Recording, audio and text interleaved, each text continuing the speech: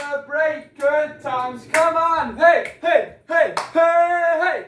I say now celebrate good times. Come on. I have money now. Open up my fancy Breitling case and open up my cheap Chinese watch, because today we have a very special occasion. I have money again. And I know if you haven't seen this before, you then don't know what's going to happen. I need to put on the Chinese watch before anything can get initiated. You don't understand how big of a special occasion it is today that I finally, after years of trying, have money. And this Chinese watch you can't even put it on because it has clasps and it has links that just don't work. This is ridiculous. Look at how stupid this watch is. You can't even put it on because look at how small your hand has to be. Ridiculous. There we go. Come on. Just want to put on my Chinese watch, which is a million sizes too big. So now that I've got the watch on, I'm going to tell you exactly why today is such an exciting day. And I have my Chinese wear all going. I even got these from the Chinese market, this from the Chinese market, just so that I could look like I'm rich. Now, being rich isn't about wearing real designer. That's not important. People can't tell whether this is real, whether this is fake. In fact, for all I know, this is actually fake. What people can see is if you look relaxed.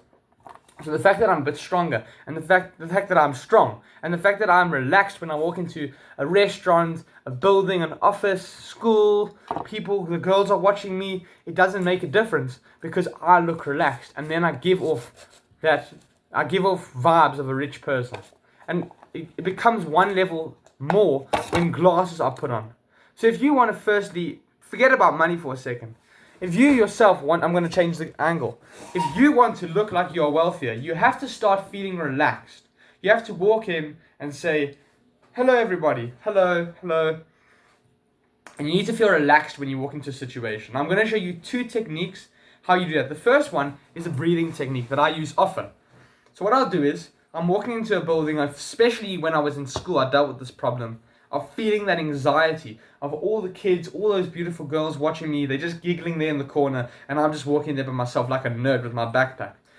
So I did this little breathing technique where they call it the double inhale. So what we're going to do is we're going to inhale, and once you get to that peak, that top, that climax where you cannot inhale anymore, you go a little bit beyond it. So we're going to do it. Do it 5 with me. Let's go. That's 1. Slow exhale.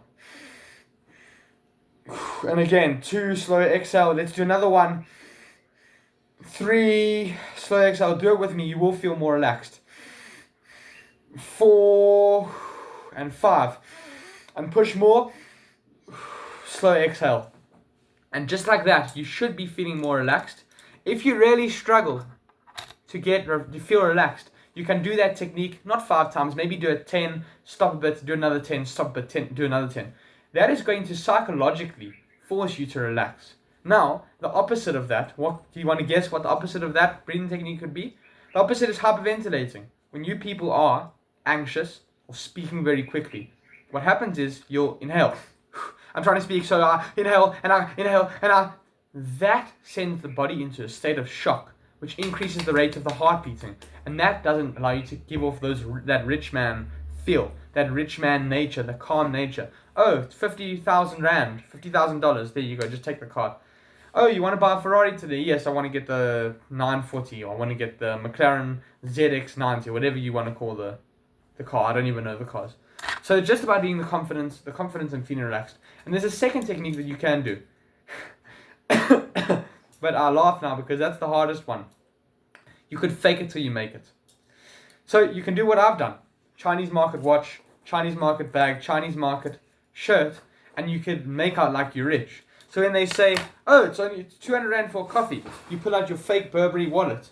200 rand for coffee, which is basically paying like $18 for coffee. You say, no, not a problem. Here you go, just take the money, I don't really care. Meanwhile, you don't have any money left in your bank account, only 1 or 2 coins. In fact, maybe you don't even have a bank account because you can't even get a loan. So it's about giving off that confidence when it comes to having money. Because finally having money doesn't make you rich. It never has and it never will.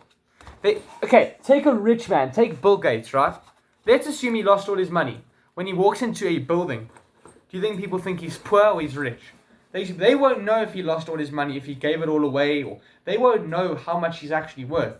It's the only way they tell how much he's worth is because they've seen things in the news of him, they've seen him wearing watches, they've seen him doing all these fancy things, they know that he plays golf. It's the persona that comes with it that people know you have got money. So now, let's do the reverse of that.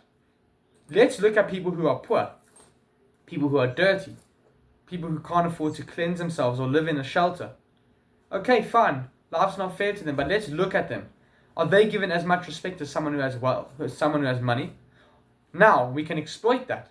So, if people who have money supposedly are given more respect, honor, dignity, and attention than people who are dirty and beggars and people who can't cleanse themselves and people who are poor, well, we can exploit it by perhaps wearing Chinese market clothes, and that will get you more respect.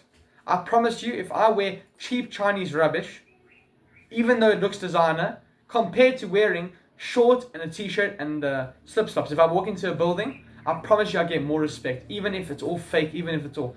In fact, in South Africa, there are different cultures. There are, I'm going to say it's actually Nigerian interest groups. So this is a beautiful thing.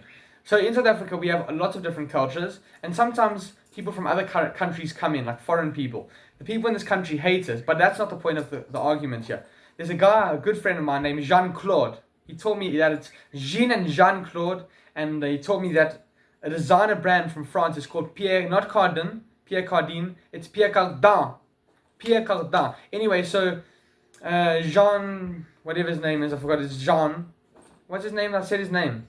Jean Do, whatever his name is. He was telling me about how to dress, and he was showing me all the things that he has. All fake, all fake, but it's designer. Louis Vuitton, the shoes, Dolce & Gabbana, all these different brands. Although they're fake, because he's wearing the brand, he gets associated with it. And over time, people start to respect him. Even though people might be able to tell if you can nitpick and say, oh, the square's off, or this logo's off. And sometimes you can get good fakes. And I'm not endorsing purchasing of fakes. I'm saying if you feel like you can't get enough respect, go to the Chinese market or go somewhere where you can get the clothes that look real or look nice. Because people actually, in the mass psychology, is that they believe in brands and they trust brands. So if you wear brands all the time that they trust, they will end up trusting you. Weirdest thing ever. You're probably trusting me now because I'm wearing a shirt, I'm in a fairly nice place, and I've got a bag and I showed you money. So you trust me for some odd reason. And that's what it's like to finally have money, and how you can give off rich man vibes and the feeling that people can trust you. Good luck, young king.